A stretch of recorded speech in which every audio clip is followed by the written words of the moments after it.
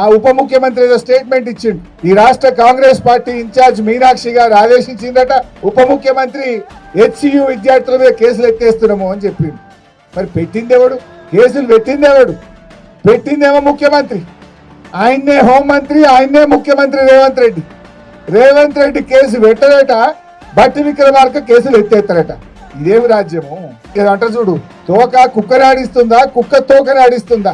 ఇలా హోంమంత్రి ముఖ్యమంత్రి రేవంత్ రెడ్డి, ఆయన్నేమో పిల్లల మీద కేసులు పెట్టిండు. ఇలా పిల్లల్ని తెచ్చి సంగారెడ్డి జైలు వేసింది రేవంత్ రెడ్డి. ఉప ముఖ్యమంత్రి అంటాడు లేలే కేసులు ఎత్తేస్తున్నాం, పిల్లల్ని విడుదల చేస్తున్నాం అంటాడు. ఇలా ఎవరిది నడుస్తుంది? అసలు గవర్నమెంట్ ఇట్లుంటుందా? గవర్నమెంట్కి ఒక పద్ధతి ఉండదా?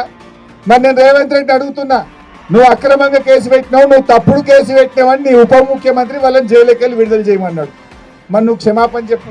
రేవంత్ రెడ్డి నీ ఉప ముఖ్యమంత్రే చెప్పిండు, నువ్వు ఆ పిల్లల మీద అక్రమంగా కేసు పెట్టినావు, ఆ పిల్లలను అక్రమంగా జైల్లో పెట్టినావు, ఇది తప్పు అని నీ ఉప ముఖ్యమంత్రి క్యాబినెట్ మిత్రులందరూ కలిసి వాళ్ళని జైలుకి వెళ్ళి విడుదల చేయమన్నాడు. కేసు పెట్టింది నువ్వే కదా రేవంత్ రెడ్డి. మరి నువ్వు రేవంత్ రెడ్డి నేను డిమాండ్ చేస్తున్నా, నువ్వు అక్రమ కేసు పెట్టినందుకు రాష్ట్ర హోంమంత్రిగా, రాష్ట్ర ముఖ్యమంత్రిగా హెచ్సియు పిల్లలకు బేషరతుగా క్షమాపణ చెప్పాలని చెప్పి నేను ఈరోజు రేవంత్ రెడ్డి డిమాండ్ చేస్తా ఉన్నా.